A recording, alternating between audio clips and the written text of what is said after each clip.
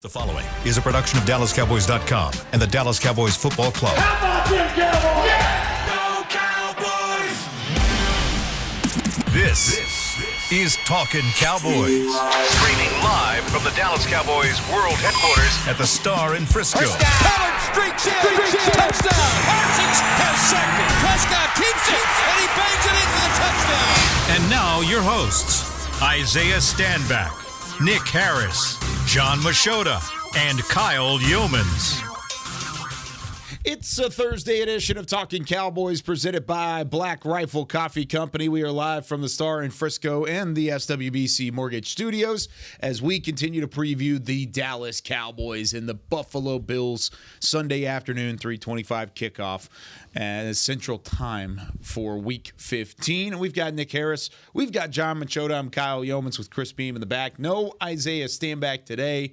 He's on state championship duty. Yes, sir. If you want to watch Isaiah Stanback today, you can watch him on Bally Sports Southwest coming up at 11 a.m. Central Time, right? Yep. 11 a.m. kickoff. He's got the 11 a.m. game today, Mart and Albany, and that is with Mike Leslie.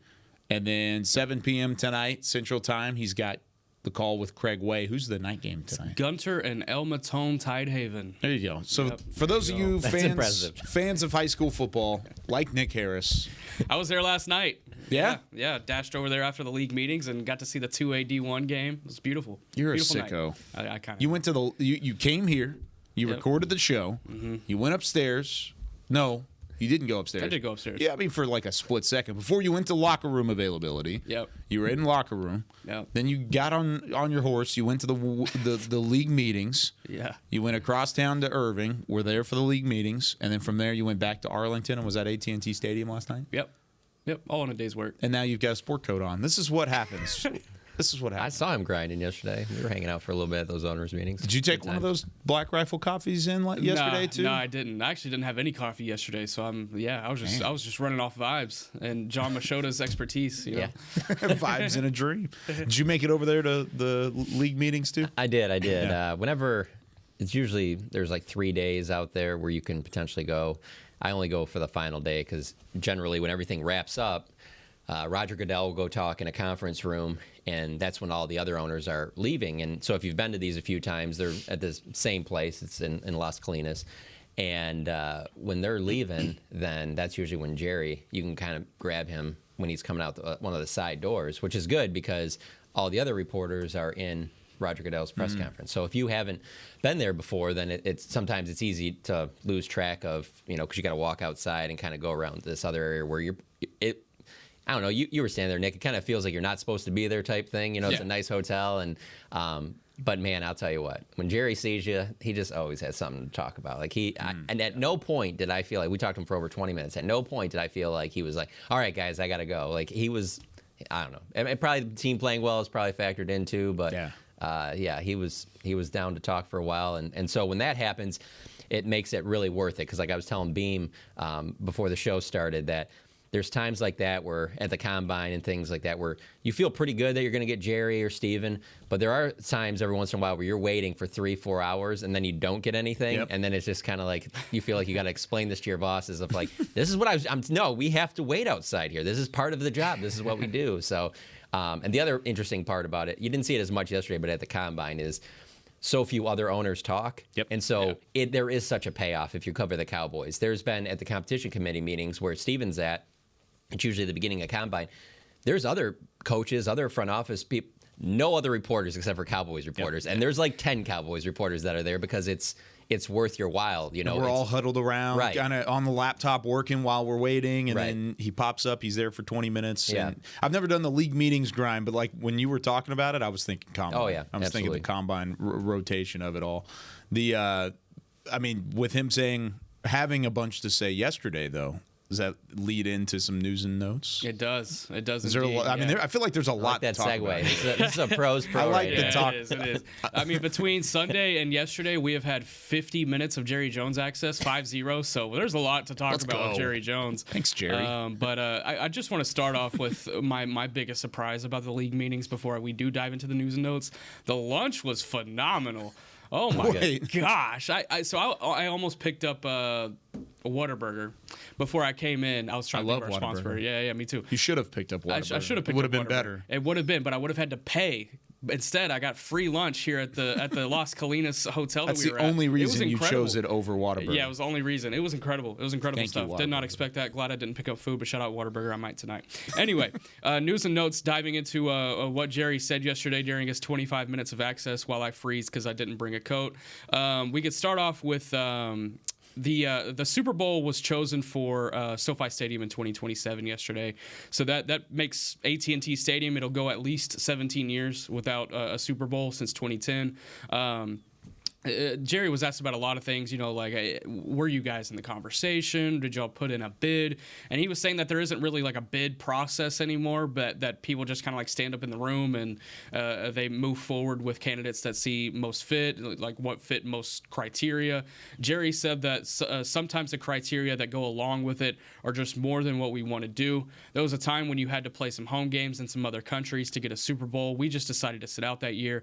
I'm using that more as an example, but it just doesn't fit for us right now. So he said he was thrilled about SoFi getting into 2027, said they deserved it, but that AT&T Stadium just wasn't in the mix this time around. So that's so interesting. The fact that it's been that long for what could arguably be said as one of the best, if not the best stadium in the league.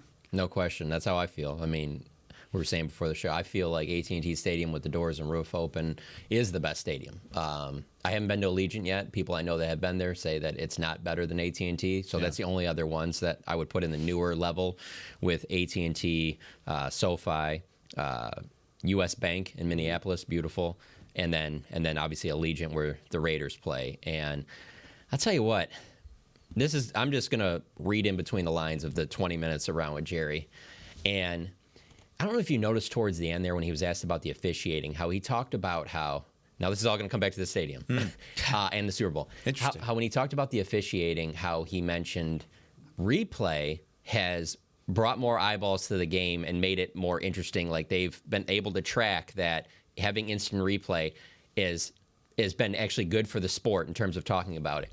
And so I took that as probably the fact that so many people talk about the officials and the NFL and everything like that. And Jerry is a person that likes that, hey, as long as everyone's talking about it, he's happy because then the spotlight's on the NFL. And clearly, if you follow sports right now in the United States of America, the NFL is just lapping everything else. It's not even close. So anyway, which makes me think of that Mark Cuban quote about how pigs get fat, hogs get slaughtered. I'm still waiting for when this is going to happen. Doesn't sound like it's anytime soon. Anyway, but that was almost the 10-year anniversary is coming up on that one, so we're still going to wait on that. But still getting fatter. But because of that, I think there's a part of Jerry that likes LA having the Super Bowl again because of the glitz and the glamour. Jerry obviously was a big part of LA getting that team back there. Yeah, he's close with Stan Kroenke.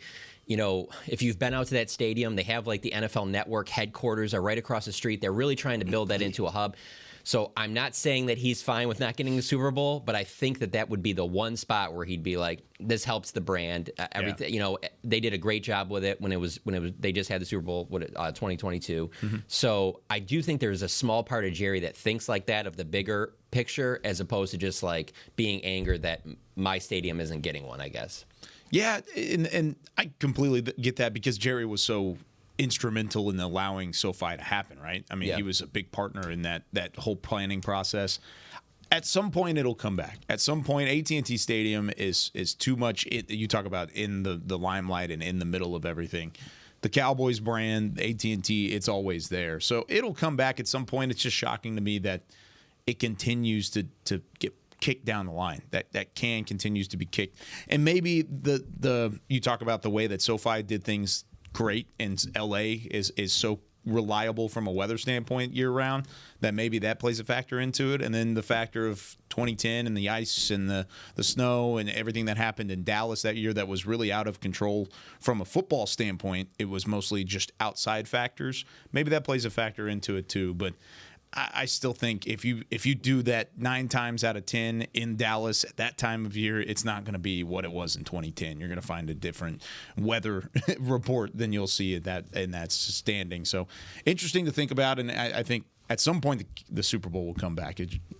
just maybe after the World Cup final comes. Yeah, and there's probably a possibility that once the renovations get made for, I think it's the suite level at AT&T Stadium ahead of the World Cup, that maybe there's some more leniency that the NFL will have in bringing back AT&T Stadium. On that same note, really quick, this isn't really a news and note, but we can kind of brief it really quick. He was asked yesterday if he feels confident about the World Cup final being at AT&T Stadium, and the New Jersey governor said, Phil Murphy said back in September that the two finalists are MetLife Stadium and AT&T. And Jerry, he was asked if he was confident. He said, no, I'm not confident. And he kind of gave a sales pitch after as why AT&T Stadium should be the finalist. So we'll see. We'll see. It doesn't sound too promising there. In case any soccer fans out there were hoping to get the final at AT&T. I'm hoping. I'm still hoping. I'm still holding out hope as well. Please. I am holding out hope as well. Let's make it happen, guys. We could put together a sales pitch too. I mean, we can all three make it happen. Let's do it. Let's just do Talking World Cup a couple days. We could do that. We could do that. That'd be great. It'd be awesome. The owners did approve a new international game yesterday in Sao Paulo, Brazil for the 2024 season. It's going to be the league's first ever game in South America. I'll take that too, by the way. Yeah, well, that's not going to happen. Jerry Jones was asked yesterday if there's any interest from the Cowboys in going out there, and it's the same thing as going out to England. Whereas the Cowboys would have to give up a home game to go there and be the home team there.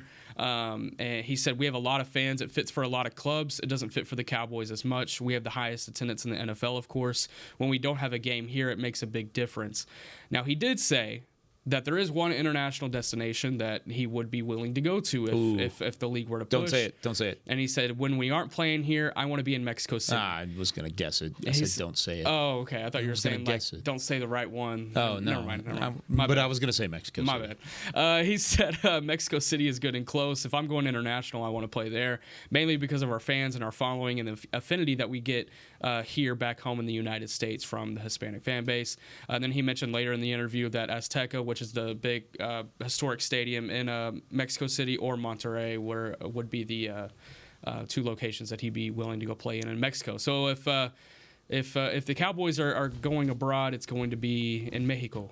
That would be awesome. I wouldn't completely rule out Brazil, though. I don't think it's 100% the door is shut on that. I still think it's a possibility. I think that's what Jerry's saying coming out of those meetings, but I wouldn't completely rule it out. There are other people that believe that the Cowboys still have a good chance of playing in Brazil next year with the extra home game. So I don't know. We'll see how that all gets worked out, but I don't think it would be a huge surprise if they end up playing that first game there. And I would not be opposed to that either. No, at all. I'll take that trip. At all. That sounds great. Yeah. Mexico City would be awesome as well. There's so many fans down there too. Yeah, either one of those would be phenomenal. Well, Jerry did say that he has a lot of business in Brazil and that he's the biggest automotive dealer in Brazil. He did say that in the interview. So what? It's the number one thing I learned yesterday. I'll be honest with you. Was he tongue in cheek, or is that a real thing? No, it was like Calvin Watkins looked it up after. It's true. It's a real thing. There's stories out there. Yeah, dude, that's insane. That's incredible. Really. I'm impressed. Yeah. He's like, there's nothing wrong with Brazil. I love Brazil. We have a ton of fans in Brazil. I'm one of the biggest automotive dealers in Brazil. Wait, what? We just kind of looked at each other like, oh, okay, cool. Yeah, I wish I would have followed up on that. That's my bad. We'll try are we talking cash. Chevrolet, Ford? What are we doing here? But yeah, straight cash. Yeah, straight cash. But yeah, fascinating stuff. And then the last thing we could touch on here before diving into the next segment is John across from me asked about Dak Prescott's contract extension situation. With him having this MVP caliber type season, obviously you would think that the price tag would be going up, but it kind of sounds like, and John, you can kind of pitch in here and kind of give your take because Jerry be talking. He said that the price tag's kind of always been the same. That's kind of what I took from it, is that he's had this high number that he's looking forward to getting done when the season is over. And he said that number has been high, and it's been the same since he's been playing, when he played poorly early in the season and since he's been playing better later in the season. He said he's not worried about an increasing price tag, but he does know that there's a lot of players that he's going to have to pay here pretty soon, and he said it's going to be like fitting a square peg in a round hole. So I know there's a little bit of concerns there as far as getting everybody done, because, I mean, when you look at it on paper, Dak Prescott, CeeDee Lamb, Micah Parsons, Deron Bland now, Tony Pollard if you want to bring him back. I mean, there's a lot of guys that they're going to have to pay here pretty soon. So Dak Prescott obviously being at the forefront of that conversation just because an extension needs to get done this offseason and preferably as soon as possible. And this MVP caliber season will surely make that a little bit more difficult. Well, think about even if you're going to bring up Deron Bland, you could bring up the entire 22 draft class. Yeah, Tyler Smith. Smith. Yeah. Jake Ferguson, Deron Bland. I mean, the list goes on that one because they've had so much impact from that draft class that all of those contracts are going to hit in the same offseason if you don't get something done early. So definitely something to keep an eye on. And I think right now you're riding the high. You're winning games. He's playing at an MVP caliber level. Don't worry about it too much. But at some point that will be a conversation, especially in the offseason. That's going to be a conversation. Speaking of Dak Prescott, he is one of 8 finalists for the Art Rooney Sportsmanship Awards. That came down this morning. He's the only quarterback to be one of the finalists, along with Kevin Zeitler, Bobby Wagner, C.J. Mosley, Khalil Mack, Kyle Juszczyk, Max Crosby, and Budda Baker, and Dak Prescott. Look, I love Max Crosby, but we're talking about a sportsmanship award for him. Yep, it is. It's the award. I feel like he's always saying something to quarterbacks every time he throws their head in the ground. Yeah, it's pretty impressive. Given to the player who best embodies traits like integrity and respect for the game and opponents. Current players decide the winner. So, if current players haven't finalized, that's true. That's true. I'm not on the field. I don't know anything. Yeah, if it's anything from what we've seen in that quarterback documentary on Netflix, he talks a lot on the field, and then after the game's over, he's buddy with everybody. True. So that is true. I do want to get John's thoughts on the Dak conversation, though. As long as Jerry Jones is alive, there's no chance that Dak Prescott, Micah Parsons, and CeeDee Lamb are going anywhere. Yeah. It's just not happening. Yeah.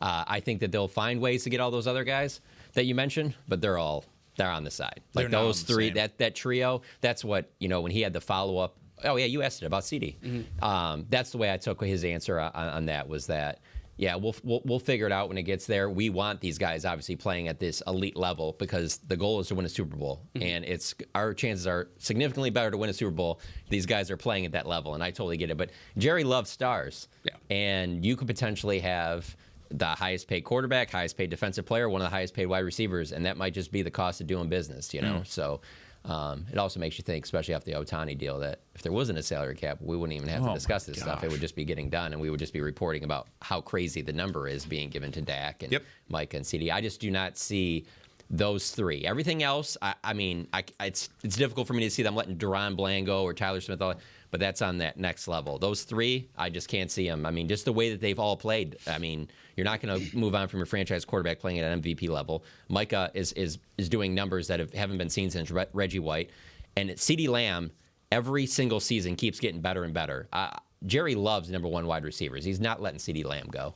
Yeah, if there wasn't a salary cap, I feel like we could book trips to February as soon as they get announced. But yeah, it's there's probably a lot of truth on that being the nucleus of those three guys. But it also kind of it starts with this offseason. They're going to have to make some decisions this offseason because it's going to have a trickle down effect for the next few years. And whenever they do get to the Micah conversation, the Deron Bland situation, so are we talking about Stephon Gilmore? Hey man, we love you, but just can't bring you back. I mean, there's only so much we can do here. I think that's a conversation that'll probably be had with a couple of guys, and it's tough. But when you're season conversation. Yeah, when you're making all those moves, though, I can already see where it would be. It's that we're going to have to draft a corner in like the second or third round, kind of throw them to the wolves. And hey, there might be some growing pains, but we are paying these guys all of this, or are about to pay all these guys this. These are some of the moves we have to make. That's why. You list your top players, and then obviously Jerry and Mike as being most important, or Mike McCarthy, being most important. But very high on that list is Will McClay. Because they're going to have to continue to draft as well as they have to fill in the gaps in some of these spots, A big sentence that I feel like has been told to us a lot, at least since I've started on the beat, is we trust in our scouting and we trust in our evaluation department. Yeah. And I feel like it gets even more important when you talk about this conversation because it's like, okay, this is just an example. Hey, we can let a Stephon Gilmore go because we trust that we can draft another one. Another Stephon Gilmore, but we can draft a guy that can be just as impactful to throw in on the boundary and be okay, or throw in at nickel and be okay. So how do you guys think that would impact, though, the potential if they've had so much success off of the Cooks Gilmore trades? where would you guys sit on the whole idea of, do you want to keep trying to make those moves, or are your picks too much where you have to get those, you can't make those maybe 1-2 year swings on veteran players? Because they've had so much success, it makes me think that they're not going to stop doing that. Yeah. It feels circumstantial for me. Same here. Yeah. I think they've been looking for deals like that. They've been hoping for opportunities to spend day 3 picks, late day 3 picks to have impactful players, veterans come in and have the same sort of impact that Cooks and Gilmore have had. That doesn't always happen, though. And not every year you're going to have a guy on the market like a Gilmore or a Cooks and say, hey, here's a 5th-round pick, or here's a package of a 5th and a 6th, and it's going to work out. I think if it is available and you do have an opportunity to do that, I don't see them trading rounds 1 through 3 ever. Yeah. And round 4 almost any time. I mean, it would have to be a perfect deal to trade a 4th-round pick. They value those picks super well, and for good reason. I mean, we talked about it yesterday. Outside of 2023, right now you're still hoping for a little bit more out of your 2023 class, but the last 4 years have been really impressive draft-wise, and they've continued to do so, drafting and roster building at a high level. And, I mean, if you're able to do that with later day 3 picks, that's one thing. If you're able to do it with rounds 1 through 4, that's another thing. DeMarvion Overshown's going to come back and redeem the 2023 draft class. I hope so. That sounds great. Hey, Viliami Fehoko was designated for return. Maybe he pops back in. Yeah, we could touch on that super fast. Jonathan Hankins hard pressed to play on Saturday, or excuse me, on Sunday. I'm thinking college. On Sunday, according to Mike McCarthy. So it looks like there's going to need to be some defensive tackle help. Expect Carl Davis to get elevated off the practice squad. 10-year veteran who he's played with a handful of teams, and 6'5", 335 pounds, I believe. So he's definitely a wide body in there. And then 2 guys were they had their 21-day practice windows open.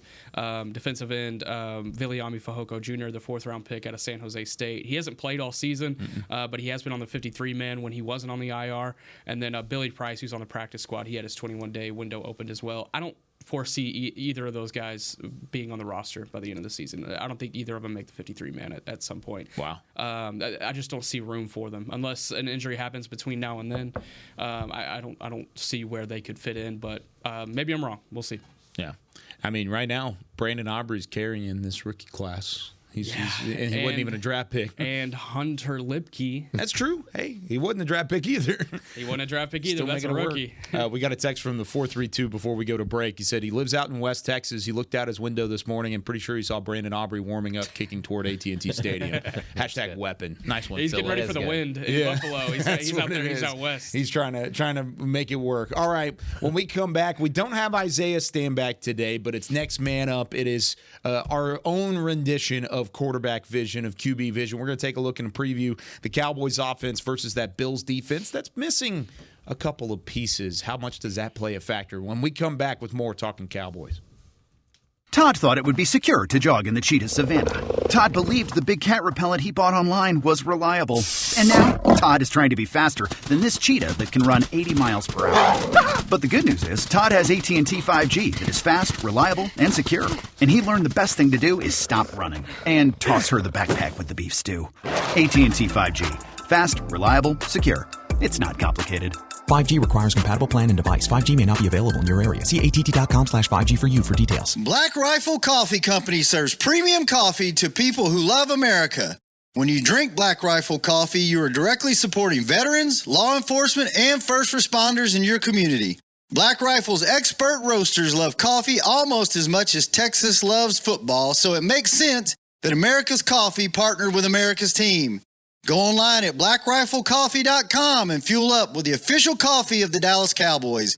That's blackriflecoffee.com to fuel up today. Cowboys fans, after that move, we've just coined the term Rowdy Replay. Let's roll back the tape. Okay, there's our mascot Rowdy cheering on the boys. And now he's on his phone, on his Bank of America mobile banking app? Staying on top of his finances with his virtual financial assistant, Erica. Bank of America's digital tools are so impressive. Cowboys fans just can't stop banking. Learn more at bankofamerica.com/can't-stop-banking. Erica is only available in the English language. You must download the latest version of the mobile banking app, only available on select mobile devices. Message and data rates may apply. Member FDIC. Welcome back into Dear Doctor, the show where I answer life's questions with an ice-cold can of Dr. Pepper. Sheila, let's hear from our next caller, would you?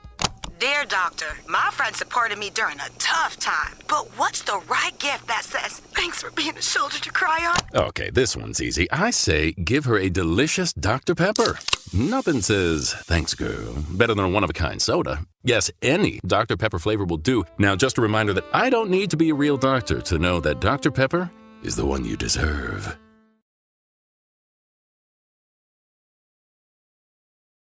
Back to Talkin Cowboys.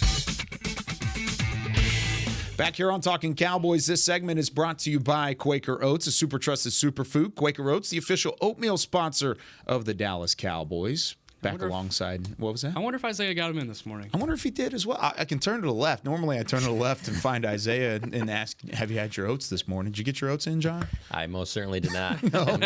I'm going on a bottle of water right now. That's all I've had this morning. Yeah, let's go. Yeah, same here. Not a breakfast person. Sorry, guys. Quaker. Wait, really? Never. Just in general? No. Well, I mean, like you just don't eat breakfast? No.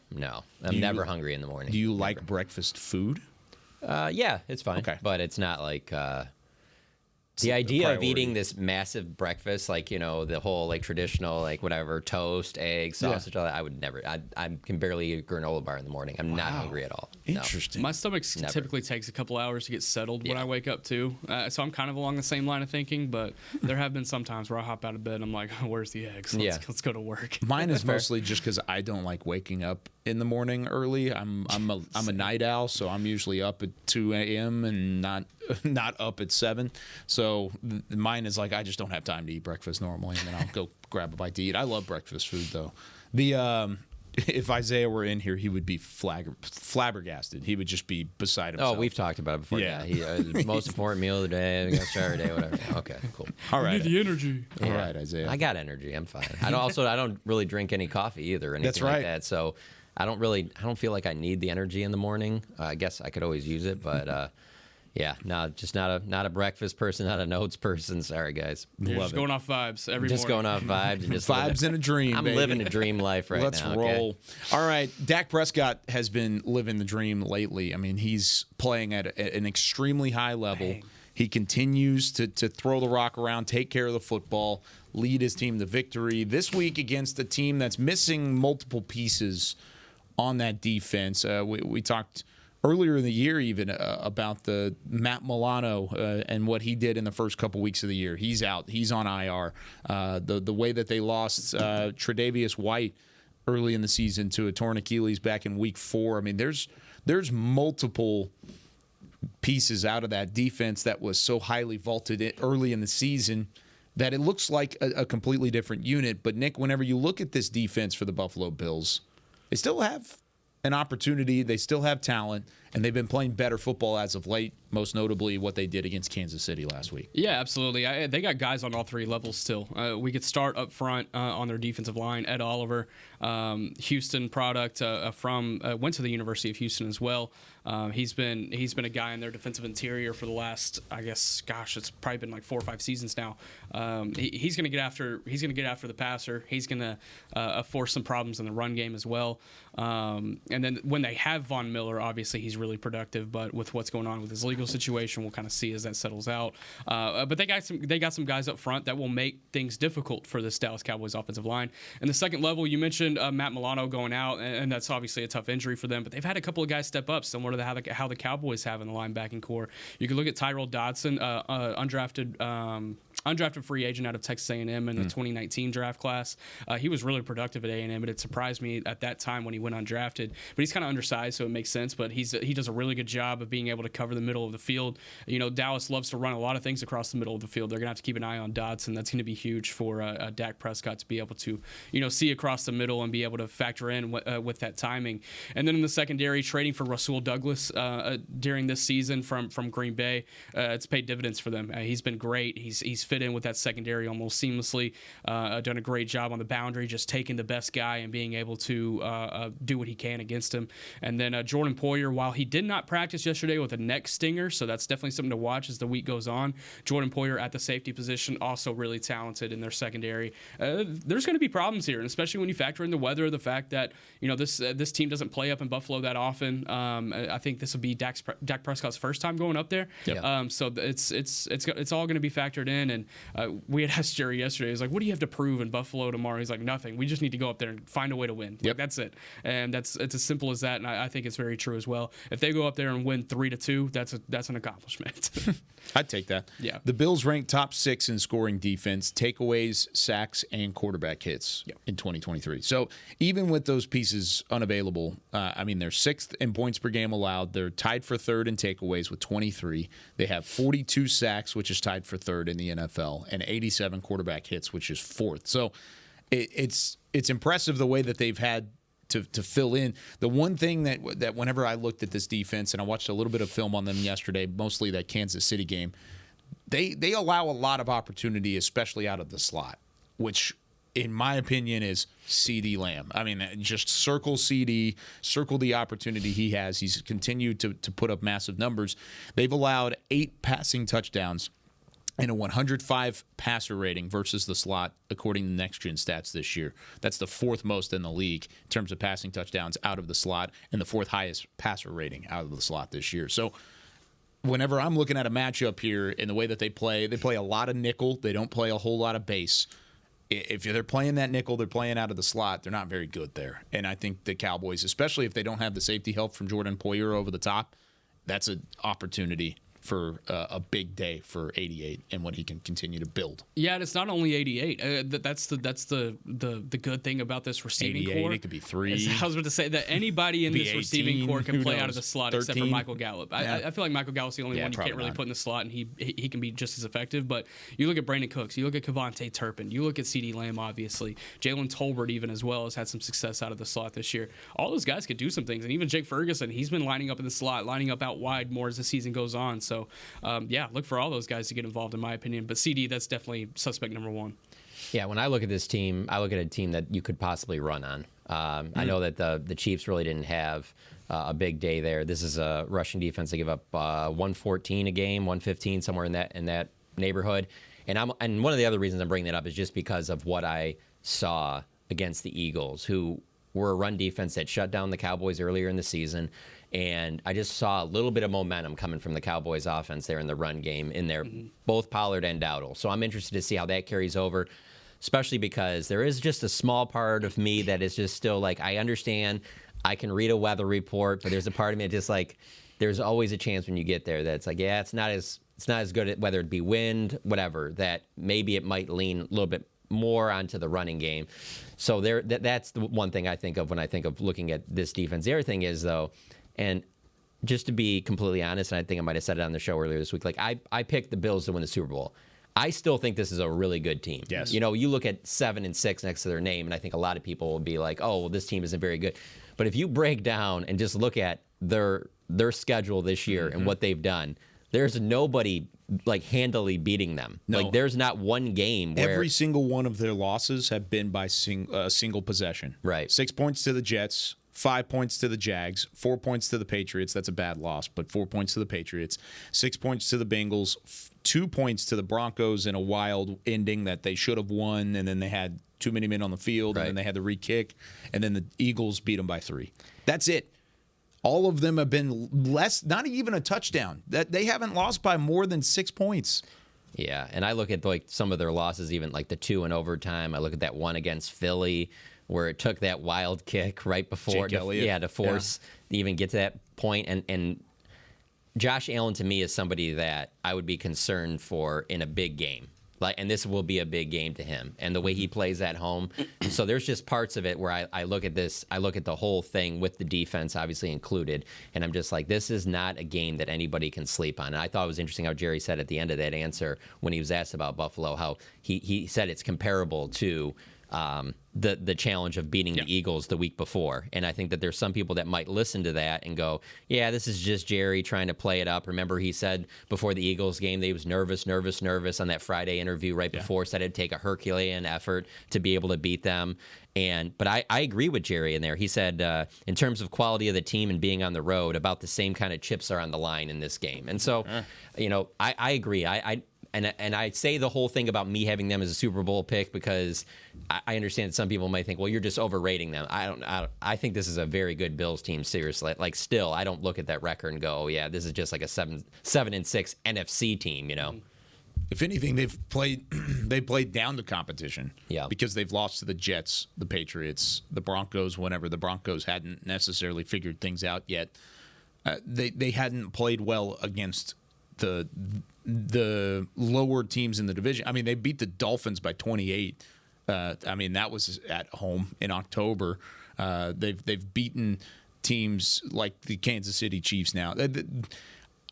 Don't look at the record. They're 5-2 at home. If you want to look at a record, there's one. They're 5-2 at home. They're 7-6 overall. All 6 of those losses within 6 points. I would argue that this is a tougher matchup for the Cowboys, given the circumstances of being on the road, being in December, having you had the home field advantage, the 14 straight home wins to rely on at AT&T Stadium against the Eagles. You don't have that anymore. You're going up to Buffalo. They are hungry for a win. They're still desperate down the stretch to try and work back into playoff positioning. So with their final 4 games on the schedule, they got the Cowboys, the Chargers, Patriots, Dolphins. So it's not easy for them either. This is not going to be an easy matchup. Yeah, absolutely not. And there's so many factors that play into this, and I don't want to preview our little pick'em tomorrow, but I don't feel great about this game from a Cowboys perspective. I don't think it would be a bad thing if they go in there and lose. I don't think it's the end of the world, but you need this win absolutely because there's a lot on the line in the division and the conference. You want to keep that momentum rolling. Exactly. And since you beat Philly last week, there's a door that's open, especially if Philly's able to drop a game in these last 4 weeks. There's a lot on the line. But man, this is good. I think this is their toughest test the rest of the way. Going to Buffalo and playing in those elements, this is the toughest game that they'll see the last 4 weeks. Yeah, I kind of feel like it's almost like that Seattle game too, where it's like the team is better than what their record says it is, and then you play the Cowboys, you're going to usually get that team's best shot. I anticipate that happening here. We've talked before about how good Mike McCarthy's teams have been in December. He's got 2 December losses since he's become the Cowboys head coach on the road. One was in his first year, the COVID year 2020. They lost at Baltimore, and then last year against Jacksonville. Obviously, that was a game that the Cowboys probably should have won. Now, they did lose it to Washington at the end of the year, but that was technically in January. Yeah. But they have performed well, even in some times when maybe you didn't think that they would win the game in December on the road. So maybe you got to factor that in a little bit, too. Mike McCarthy's done a great job having this team prepared as this season has gone along. You can see, multiple years of covering Mike McCarthy teams, what he's trying to do, that the build up towards the end of the season, be playing your best football. I expect both these teams to play well, but to me, it's almost a coin flip on who's going to end up winning this game. With all of those factors, and the way that this offense has been playing, the way Dak Prescott's been playing, do you expect this to be a high-scoring affair, a shootout, or do you expect this to be more of a defensive juggernaut slugfest back and forth? So for a shootout, for me, I would think that both teams need to be in the 30s or above, and I don't see that happening. I think this is a low 20s game. Interesting. I just think that the Bills are going to play a lot better than they normally do at home, and I think that there's just a part of me with the Cowboys too. I just want to see them play in a tough road environment like that and play well, like we've seen them play at home, where you can potentially blow out a team. They're not going to blow out this Bills team, but I just don't see them scoring in the 30s in this game. I'm not saying that doesn't mean they can't win. If they do, I like the Cowboys' chances, but I just think this is a low 20s game. Interesting. To that same point about December, Mike McCarthy 12-2 in the month of December since taking over, 33.6 points per game on the offensive side of the ball. It's easily his best month offensively. Obviously, this is his first year as play caller, but he has a lot of say in that. Really quick, I hope this is a game like Vikings and Bills last year, which was kind of around the same time of the year. Best game of the year last year, in my opinion. 33-30. Vikings won in overtime. Justin Jefferson had that wild 4th down catch to keep them in that game. So maybe we have some fun up in Buffalo on Sunday, John Machota. That was wild. Thinking about that was the best game last year. Yeah. The whole did Cousins fumble on the goal line? So it was they had gone for it on 4th and goal after the Justin Jefferson they didn't get it. 4th That's and right. 18. They got the crazy one-handed catch to move down the field. Yeah. And then they get stopped at the 1 yard line, and then Josh Allen, they just have to kneel it out or just get a couple of yards and they're done. And Josh Allen fumbles the snap. Vikings land on top of it in the end zone, tie the game. They go to overtime, and then they win it in overtime. Yeah. Crazy game. That game one was nuts. wild. It was leading up into the Cowboys game that day. That was the game beforehand on Fox, and I remember being in the studio with Barry, Isaiah, and Nate, and we usually have Red Zone up right before we're going live. And actually, I think we were in the middle of the show because it was leading up into it. But we were in the studio, we were watching the end of the game, and we were in the middle of our pregame show, and we were in like a small 90-second break, and that's when the fumble happened, and they recovered it. And we like went nuts for a little bit, and then we had to like comb the hair back and then get ready and be like, all right, welcome back into pregame live, and then get into TV voice from there. But really, I would love for a game like that. I'm pretty sure there was a lot of reason to have an interest in that from a Cowboys perspective, because weren't the Cowboys playing? Maybe I'm wrong on this. They were trying to seeding, maybe. I thought the Cowboys played the Vikings the following week. Am I wrong on that? You're right. That because, could be right. Yeah, no, I think you're that's right. right. Because they were undefeated when the Cowboys play, or one loss whenever the Cowboys played. This is why I'm thinking about it. This is exactly why I'm thinking about it. So you mentioned earlier the quarterback. The documentary. Yeah. I'm watching that thing building up to. I'm like, I can't wait to see the behind the scenes of the Cowboys game, because the Cowboys just dominated them. And 40-3. They were such a good team, and they glossed over that. They spent a lot of time on the Bills game, and then they just kind of was like real fast, and it's then like went back a whole episode on the Bills game, and then it was like the beginning of the next episode where they got wrecked to 40-3. Yeah, I just remember after the Cowboys won that game the following week, there was like a lot of moving of goalposts on the whole, like, well, Minnesota really isn't that good. I'm just like, they just beat the Bills in Buffalo, and they had a crazy good record at that time. I don't remember what it was. It was 8-2. After the 8-2? Cowboys beat them, because they were 8-1 whenever they beat them, I believe. Give or take a couple of wins, but yeah, it was a really, really good record. Mm-hmm. Moving the goalposts against the team that the Cowboys beat? It happens. Couldn't be. It happens. Could not be. All right, when we come back, I'm not moving any goalpost. I'm telling you why. If Dak Prescott keeps playing like this, he will be the MVP of the NFL. Right after this with more Talkin' Cowboys. They say champions are remembered, but legends are never forgotten. United Ag and Turf offers a winning lineup of John Deere equipment built to tackle any challenge on and off the field. Legendary John Deere tractors, combines, residential mowers, commercial mowers, compact construction equipment, Gator utility vehicles, and a full line of golf and sports turf equipment. United Ag and Turf, the official Ag and Turf equipment supplier of the Dallas Cowboys. Visit UnitedAgAndTurf.com to find a location near you. Are you ready to take coffee off your grocery list forever? Black Rifle Coffee Club is here to help. As a coffee club member, you'll get your favorite coffees roasted, packaged, and shipped to your door free of charge on your preferred schedule. Set it, forget it, and never run low on coffee again. Members also get exclusive deals on coffee, products, and discounts from partner brands. Ease your mind and let Black Rifle worry about your coffee supply.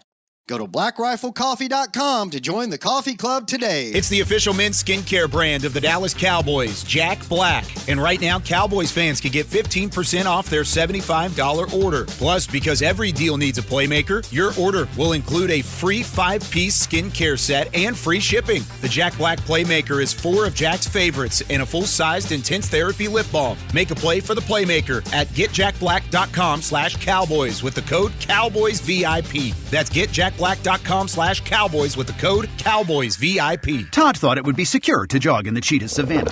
Todd believed the big cat repellent he bought online was reliable.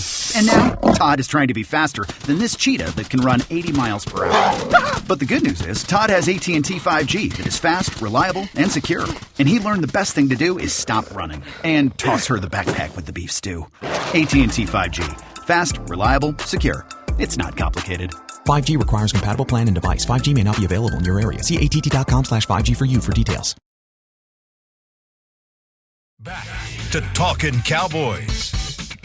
Back here on Talking Cowboys, this segment of the show is brought to you by Invisalign, the official smile of the Dallas Cowboys. All right, I mentioned it going into the break. If Dak Prescott continues playing like he has been, he will be the MVP of the NFL. And I know that's probably not like a crazy out there, going out on a limb take, but I have some stats to back it up. So, Dak is on pace to be the 11th player to lead the NFL in passing touchdowns and touchdown to interception ratio in the same season. Out of the previous 10 players that did that, 9 of them won MVP. Who's the one? Do you know? One is Tom Brady in 2015. Oh, I've heard of him. Yeah, he was pretty good. Here are the guys. 2020, Aaron Rodgers won the MVP. 2015, Tom Brady did not win the MVP in 2015. Can anybody tell me who won the MVP? I'll look it up. 2015. Before that, Tom Brady, 2010, yes. Tom Brady 2007, yes. Cam Newton. Cam Newton won in 2015. I don't want to talk about Cam Newton on these airwaves. Peyton Manning, 2004, yes, he won it. Kurt Warner, 99, yep.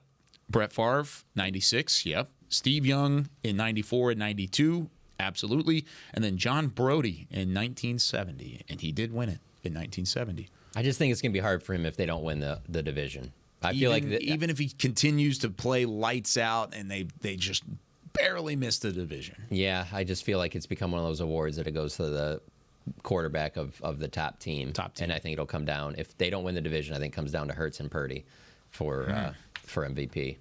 If the season ended right now, would you vote? And you had an MVP vote? It's Dak. It'd be Dak? Absolutely. I think it'd be mine in a heartbeat. Yeah, it'd be Dak for me. How much of an impact has he made on this team this year? I mean, we've talked about Mike McCarthy evolving as a play caller, and certainly this is, in my opinion, the best Mike McCarthy coaching job that he's done in his 4 seasons in Dallas, and it's not even close. But the way that Dak has helped elevate that and helped expedite that process, I mean, how much credit does he deserve on that one? I mean, you want to look at Dak's impact. Look at when he's been playing poorly and how poorly the entire offense plays. And then you look at when he's playing well and how well the entire offense plays. So you could point on the bad side in the San Francisco game, 10 points of production, those 3 interceptions in the second half. Just they kneecapped any sort of momentum in that second half, and 32-point blowout. Obviously, that speaks for itself. Then you look at the good side of that, and he's playing on an MVP caliber level. He's only thrown two interceptions since that game. He's thrown for 26 touchdowns since that game, and he's got the number 1 scoring offense, and everybody's getting involved. CeeDee Lamb's a number 2 receiver in the NFL. So if you want to see how big his impact is, look at everybody else and what's going on with that. And the way he's been playing since that loss to San Francisco, and you look at the numbers and you stack them up with the success that Dallas has had overall, I feel like he's MVP so far this season, and I feel like he can really punctuate that with a couple of big wins down the stretch as well. Since there's nothing there that I can disagree with, and I think you did a great job of summing up all parts of it, I just want to throw this in there real quick.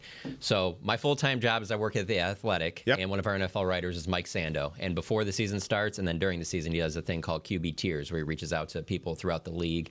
And so he just released his QB Tiers today for the in-season one. And Dak so he does a preseason and an in-season. Right. Cool. And so Dak was in the second tier, which he has been in the past. So they're in the number 1 tier. There are 5 quarterbacks. It's Patrick Mahomes, Joe Burrow, Josh Allen, Aaron Rodgers, and Justin Herbert. In the next tier down is Jalen Hurts, Lamar Jackson, Trevor Lawrence, then Dak, Stafford, Watson, Deshaun Watson, and Kirk Cousins. The reason I'm bringing it up, because this is one of the most interesting parts about it, is that he has sources that he's not just doing this on his own. This is all from talking to people in the NFL, whether it be GM, scouts, whatever, and then he puts together the voting, and this is how he comes about it. But he also gets quotes from some people. So one voter told him, I feel Dak needs to finish a season to show what he really is. When you play the Arizona Cardinals and their game plan is to make Dak beat them, and he can't beat them, you are not tier 1. Now, everyone has bad games, but I feel like that is Dallas in general, blowing people out, getting killed by San Francisco. One other person, another voter on the thing, said, they do good stuff on offense, they have enough weapons, and Dak can execute. When they play the really good teams and the pressure gets on him, it can get hit or miss. I want to see Dak do it when it matters. Yeah, I think it's very valid, too. It's valid criticism. Because part of that is valid.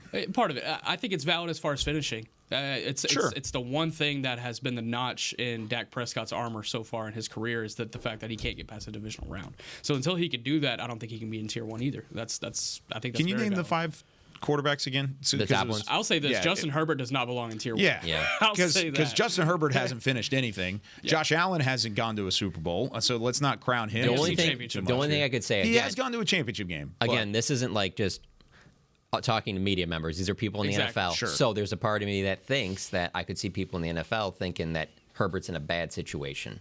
Yeah. And that he's better than the Herbert's situation he's a great in. quarterback. But I also can, because also I would say if Dak was to lead them to the Super Bowl, the next year when QB Tiers comes out, he would be in that tier 1 group. But the top one, it's Patrick Mahomes 1, Burrow 2, got it, Josh Allen 3, and then Rodgers and Herbert. Rodgers, I mean, that's kind of we just haven't seen him this year. Yeah, it's just not a 2023 thing.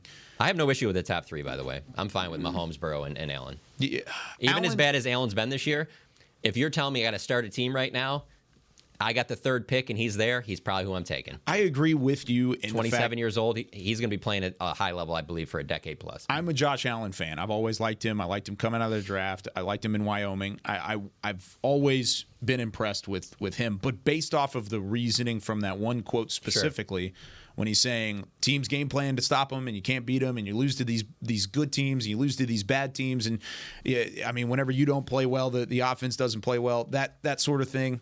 I think that reasoning would knock Josh Allen from that tier 1 as well. I mean, look at the Bills' record when Josh Allen has a giveaway. When he takes care of the football in the 15 games where he has not had a turnover, they're 15-0.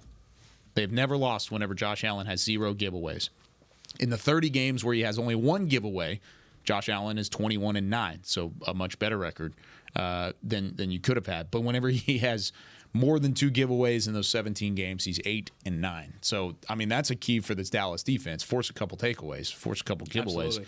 And then all of a sudden it puts you in a tough situation. I think the thing that really helped him in the arguments is you go back 2 years ago in those playoffs when he got by New England. They beat Kansas City, and it comes down to where it's like who has the ball last. Mm-hmm. And in those 2 games combined, I mean, 9 touchdown passes, no interceptions. I mean, there have been some playoff games where, I mean, even for his totality, he's 4-4 in the playoffs, 17 touchdown passes, only 4 interceptions. I mean, I just think that he's a really good player. I know this hasn't been a great season. In a way, almost seems like he's having a little bit of the Dak season from last year in terms of the turnovers, But, man, I would love if I was a GM right now and anybody was trying to sell Josh Allen, I would love to commit to that guy being my quarterback for the next decade plus. Yeah, if I'm building a team, I'm completely okay with having Josh Allen on my team. And if he can clean up the turnovers similar to how Dak has been able to do this season, Buffalo will win Super Bowls. Yeah, plural. That's a given. I saw a stat. I'm trying to find it here. The fact that Dak has cleaned it up, though, as much as he has, it's never been done in the NFL. He could be the first quarterback in the Super Bowl era to lead the NFL in passing touchdowns the year after leading the NFL in interceptions. Wow. Not even First Jameis one. Winston. Nope. Or Brett Favre. Nope. The only other quarterback in NFL history to do it was in 1945. Hall of Famer Bob Waterfield. I know you guys him. remember watching Bob Waterfield? Yes, Waterfield back in the day. 1945, he was with the Cleveland Rams, and then he went to 1946 with the L.A. Rams. Man, he didn't play for the St. Louis Royals in any point or anything like that? I don't know. The Maybe so. Washington Hey, Bullets? he's a Hall of Famer. He's in Canton. But no disrespect to Mr. Waterfield. Yeah, Waterfield, I'm sure, was a great player. But that's what the totality of what Dak is doing. He's trying to flip it. I get trying to finish a season. Mm-hmm. And the pressure is on from here on out anyway, so he's going to have a chance to prove it. But you got to finish the season. You got to put yourself in position, playoff-wise, to try and make a run. And then I get pushing him to tier 1. I just didn't like the quote. I think that's the one thing. I felt like it was kind of a cop-out answer from whoever that quote was from. But that's an interesting conversation for sure. And I think Josh Allen's a tier 1 quarterback. Don't get me wrong. I just think Dak is borderline tier 1. He's got a chance to prove it that he is up there right now in the way that he's been playing. The definition on Mike's list on tier 2 quarterbacks is a tier 2 quarterback can carry his team sometimes, but not as consistently. Mm-hmm. He can handle pure passing situation in doses and/or possesses other dimensions that are special enough to elevate him above tier 3. He has a hole or two in his game. Okay, that's not terrible. Because I agree with the consistency part of it. He's been consistent in 2023, right. But you got to keep that going. You can't. Yeah, of course, that's the level of consistency, or that's the definition of consistency, right? Of being, if I can say that word, consistency. I know we got to get out of here. Health, I think, is the biggest thing towards Dak as well, though. Yeah. Whenever he's healthy, he plays at this level. That's you good. think back to other times in his health career. Of his offensive line too. Yeah, absolutely. It's when he's been healthy and he's had healthy guys up front. All right, that does it for us. Be sure to call in on Storyline with Nick Eatman. Get it at 888-855-2297. He's getting started in a couple minutes. But that does it for us here on Talkin' Cowboys. For Chris Beam, John Machota, Nick Harris, I'm Kyle Yeoman saying so long from the Star in Frisco. We'll see you tomorrow. This has been a production of DallasCowboys.com and the Dallas Cowboys Football Club. How about this, Cowboys?